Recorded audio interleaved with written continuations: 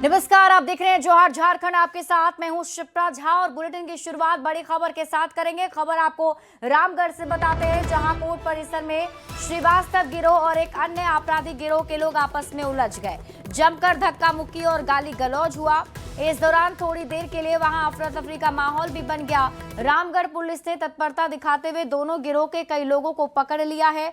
21 लोगों से पूछताछ की जा रही है।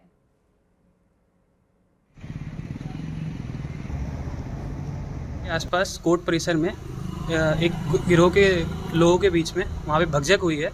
जो गिरोह के लोग थे उन दोनों के आपस में ही भिड़ गए और वहाँ पे उन दोनों के द्वारा आपस में गलत शब्दों का प्रयोग किया गया। जैसे ही वहाँ पे हम आपको पहले बताया कि वहाँ पे हमारा पुलिस बल ऑलरेडी प्रतिनिधित्व था वहाँ पे, तो वहाँ पे सिचुएशन को कंटेन कर लिया गया और जितने भी लोग हैं, तकरीबन 20 के आसपास लोग हैं, उनको डिटेन किया गया और उन पर कानूनी कार्रवाई की जा रही है। जामताड़ा साइबर थाना पुलिस ने छापेमारी कर हिस्ट्री शीटर साइबर अपराधी और उसके साथी को गिरफ्तार किया है। आरोपियों के पास से 10 मोबाइल, 8 सिम कार्ड, कई एटीएम कार्ड, आधार कार्ड और पैन कार्ड बरामद हुए हैं। ये गिरोह व्हाट्सएप के जरिए आरटीओ, ई चालान और गैस कनेक्शन के एपीके फाइल भेजकर लोगों की गोपनीय जानकारी चुराकर साइबर ठगी करता था। ये ज्यादातर बिहार, पश्चिम बंगाल और उत्तर प्रदेश में साइबर ठगी करते थे। चाईबासा के मझगांव थाना क्षेत्र में 2 दिन पहले हुई हत्या मामले का पुलिस ने पर्दाफाश कर दिया है। अपराधियों ने मृतक का शव कब्रिस्तान परिसर में झाड़ियों में फेंक दिया था और उसकी गाड़ी को भी जला दिया था। जांच के बाद पुलिस ने तीनों आरोपियों को गिरफ्तार कर लिया है और पूछताछ में आरोपियों ने स्वीकार किया है कि पुराने जमीन विवाद के कारण युवक की हत्या की गई। 3 आदमी का नाम आया तो थाना प्रभारी महोदय द्वारा तीनों को रात में ही पता कर इधर उधर से 2-3 लोग गांव हत्या करने के बाद भाग गया था, पकड़ के ले आया है और उसके स्वीकारोक्ति बयान भी तीनों ने स्वीकार किया है और हत्या में प्रयुक्त हथियार भी जो पुआल के ताल में छिपा दिया गया था, तो उसको भी उसके निशानदेही पर बरामद किया गया है।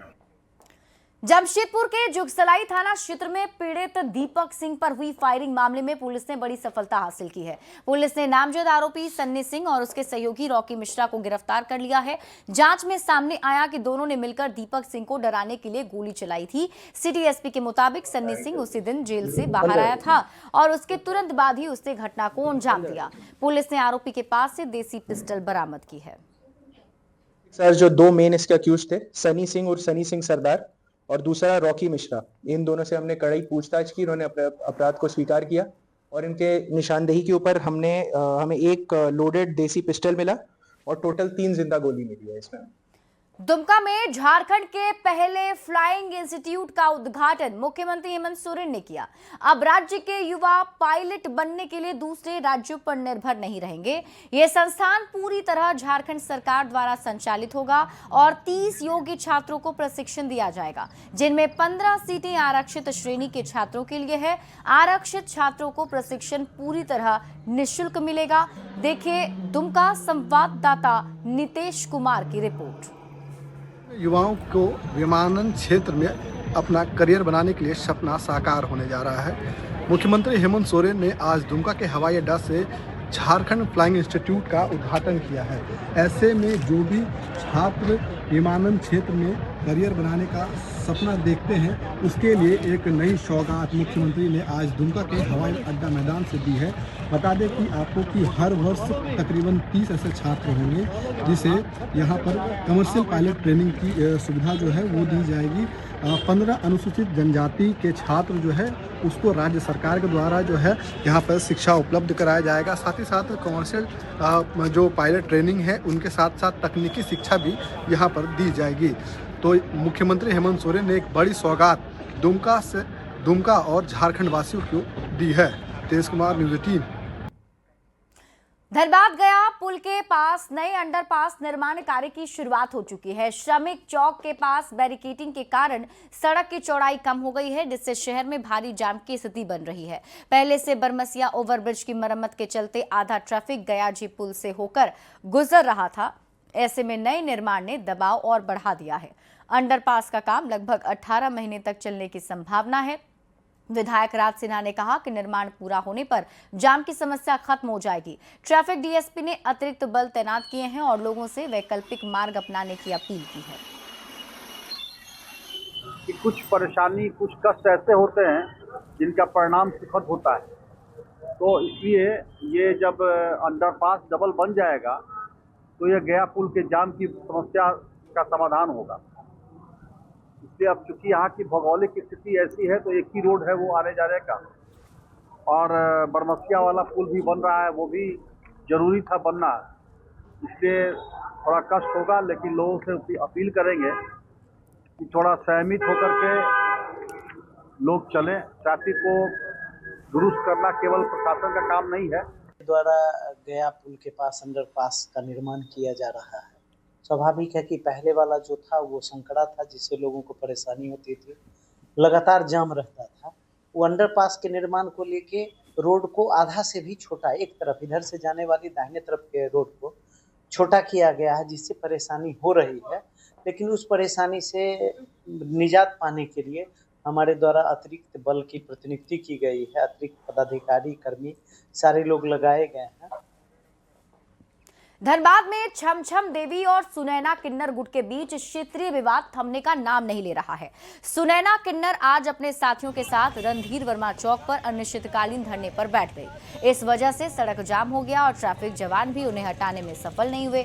सुनैना किन्नर का कहना है कि छमछम देवी गुट के उनके क्षेत्र में आकर परंपरा के नाम पर मारपीट करता है, जिसमें उनकी साथी गंभीर रूप से घायल हुई थी। सुनैना किन्नर का कहना है कि पुलिस से शिकायत के बावजूद कार्रवाई नहीं होने पर धरना जारी रहेगा। अनिश्चित काल तक भूख हड़ताल पे बैठी हूँ। अब क्या मांगे, कल बात करूंगी। अगर जिंदा रह गई तो बात करूँ। मेरा फैसला नहीं आ रहा है, बस कोई नहीं। कल जिंदा रहूंगी तो बात करूंगी। छमछम ग्रुप से जो झरिया का प्रतिनिधि है। क्या कर रही है? आए दिन मेरे चलना को मार रहा है, गिरा रहा है। कौन क्या? अभी हम कुछ नहीं बोलेंगे। हाँ, रात भर क्यों? जब तक जान रहेगा तब तक बैठे रहेंगे मर्दे। रणधीर वर्मा चौक में सुनैना किन्नर अपने साथियों के साथ अब अनिश्चितकालीन धरना पर बैठ गई है और अभी यहाँ पर सुनैना किन्नर के सभी साथी जो है तो यहाँ पर अनिश्चितकालीन धरना में बैठी हुई है। इनका आरोप है कि छमछम देवी जो कि एक और गुट है, उनके लोग इनके क्षेत्रों में आकर जो इनकी परंपरा है मांगने की या किसी के यहाँ बधाई देने की, उस पर जो है तो वह पहुंच जाती है और इसी को लेकर यह विरोध कर रही है। इनका कहना है कि बार बार इनके क्षेत्र में उनके लोग पहुंचते हैं और उनके लोगों से बधाइयां या अन्य तरीके की चीजें मांगते हैं। कई बार इसे लेकर दोनों गुटों में मारपीट भी हुई और कई बार जो है तो थाने में यह विवाद भी पहुंचा। अब जो है तो इनका कहना है कि जब तक दूसरे गुट के लोगों पर पुलिस के द्वारा कार्रवाई नहीं की जाती है तब तक यह जो है तो यूं ही अनिश्चितकालीन धरना पर बैठी रहेंगे। संजय गुप्ता, न्यूज 18 धनबाद। सिमडेगा में आदिवासी छात्र संघ जिला समिति ने एक दिवसीय धरना प्रदर्शन किया। छात्रवृत्ति भुगतान और बेरोजगारी के खिलाफ हजारों युवाओं ने धरना दिया है। छात्रों ने नारे लगाते हुए लंबित छात्रवृत्ति के भुगतान की मांग की, साथ ही खाली पदों पर नियुक्ति की भी मांग की गई। जिला अध्यक्ष रोशन डुंगडुंग ने तत्काल कार्रवाई की अपील की है। हमारी मांग यही है, लगातार हम लोगों ने छात्रवृत्ति को लेकर यहाँ पे मतलब जो सरकार द्वारा जो पद निरस्त किए गए हैं यहाँ पे उसको लेकर हम लोग लगातार यहाँ पे आंदोलन कर रहे हैं और आज सरकार से हमारे यही मांगे हैं। आप देख रहे हैं हमारे बीच कितना भीड़ है। यहाँ पे जितने भी हमारे सिमडेगा जिला में विशेषकर देखा जाए टोटल 6000 स्टूडेंट ने छात्रवृत्ति को लेकर आवेदन किया था, लेकिन कहीं ना कहीं अभी देखा जाए 2800 लगभग लोगों को छात्रवृत्ति मिला है। 4000 कुछ स्टूडेंट को छात्रवृत्ति नहीं मिला है, उसको लेकर हमारा ये पहला प्राथमिकता है।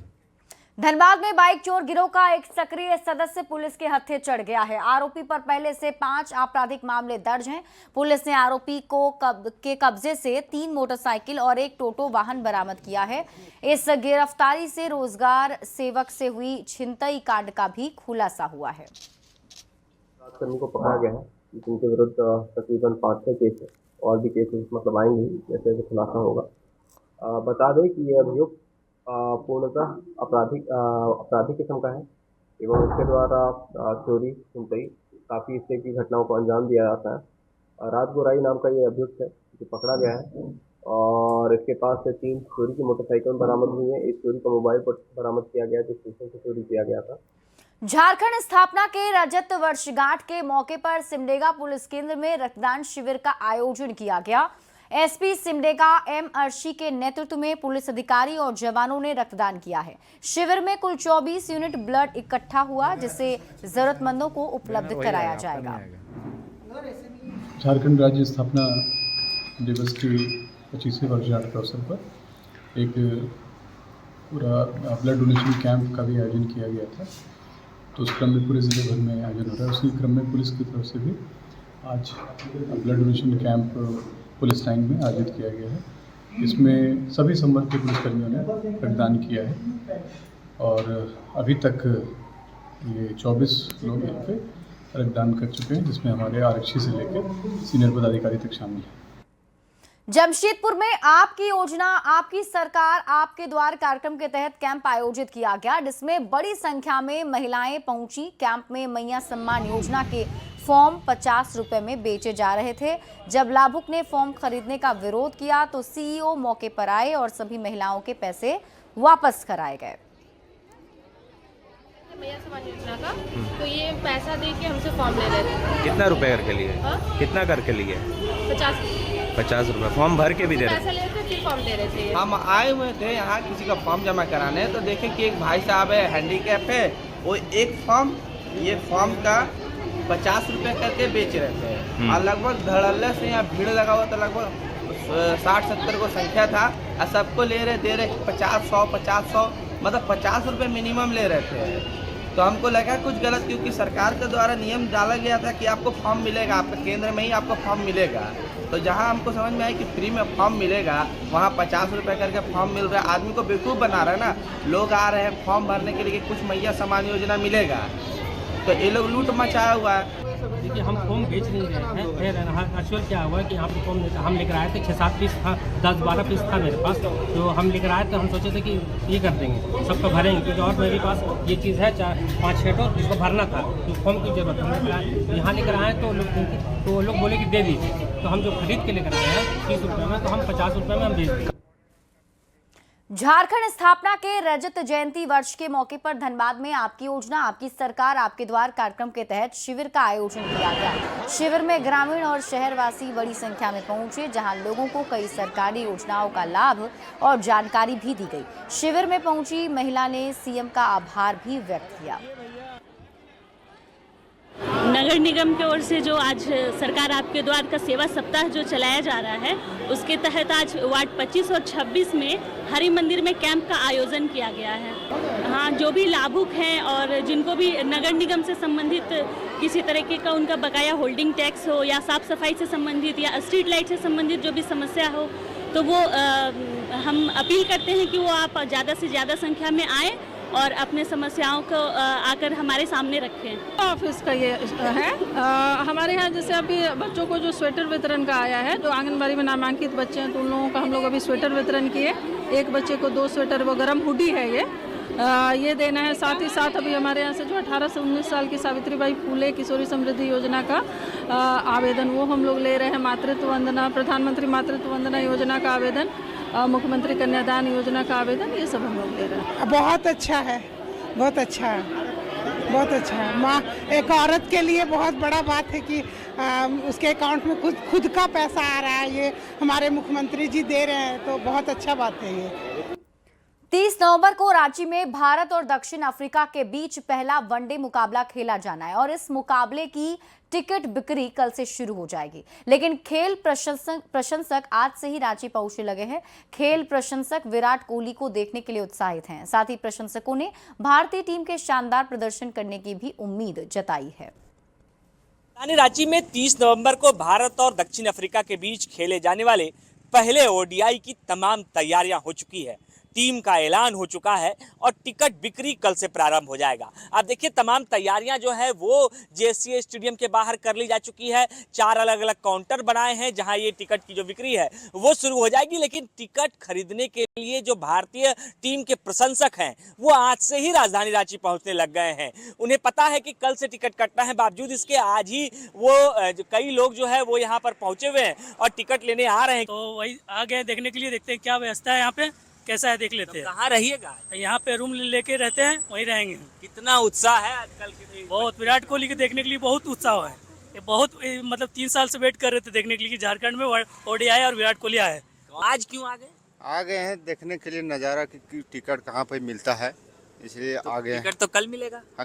कल मिलेगा तो रात में रहेंगे रूम में, इधर व्यवस्था है। जैसे ही बीते दिनों टीम का ऐलान हुआ है, उनमें से बुमराह का नाम तो नहीं है, लेकिन विराट कोहली और उनके साथ साथ रोहित शर्मा भारतीय टीम के प्लेइंग 11 में हो सकते हैं और उन्हें ही देखने के लिए लगातार जो भारतीय टीम के प्रशंसक हैं वो टिकट खरीदारी करने के लिए कल से टिकट की बिक्री की अगर हम बात करें तो कल सुबह 9 बजे से काउंटर खुल जाएगा, लेकिन लोगों को आने का सिलसिला आज से ही प्रारंभ हो चुका है। गौरव झा, न्यूज़ 18 रांची। धनबाद के आईटीबीपी जवान गौतम कुमार यादव का चिरकुंडा सुंदर नगर घाट पर पूरे राजकीय सम्मान के साथ अंतिम संस्कार किया गया। गौतम यादव बिहार विधानसभा चुनाव के लिए पश्चिम चंपारण में तैनात थे, जहां उनकी मौत हो गई। जानकारी के मुताबिक श्रीनगर थाना क्षेत्र के कोहड़ा भवानीपुर स्कूल कैंपस में जवान गौतम यादव अपनी सर्विस LMG बंदूक साफ कर रहे थे। उसी समय गलती से गोली चल गई जो उनके सिर में जा लगी, जिससे मौके पर उनकी मौत हो गई। एक प्रेरणा स्रोत थी।